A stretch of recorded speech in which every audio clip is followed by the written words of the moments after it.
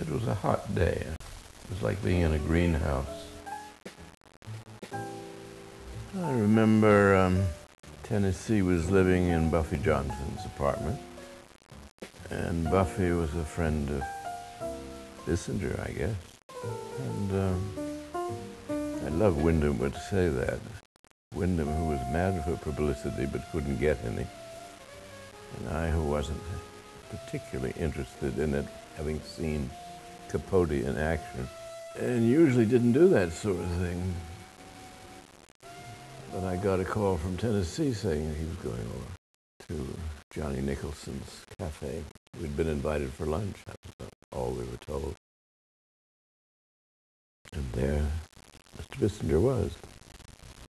There was an article in the New Flare called The New Bohemians, and they wanted a photograph of the New Bohemians. And I got together Tennessee and Gore Vidal, Tanaquil the clerk, there's Buffy Johnson the painter, and Donald Wyndham, who wrote a play with Tennessee when they were young.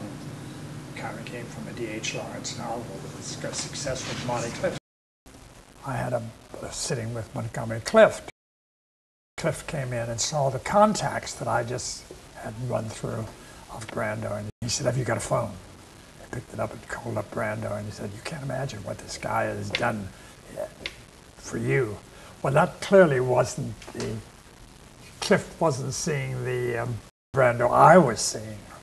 There was, of course, a different relationship and a different emotional thing.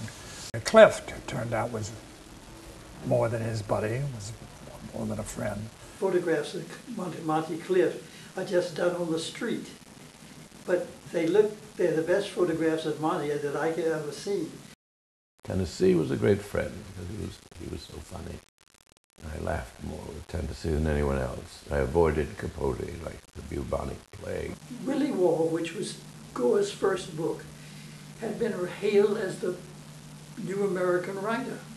I'm not quite sure what year that was, but the next year, Truman's Other Voices, Other Rooms came out, and he was hailed as the great new writer.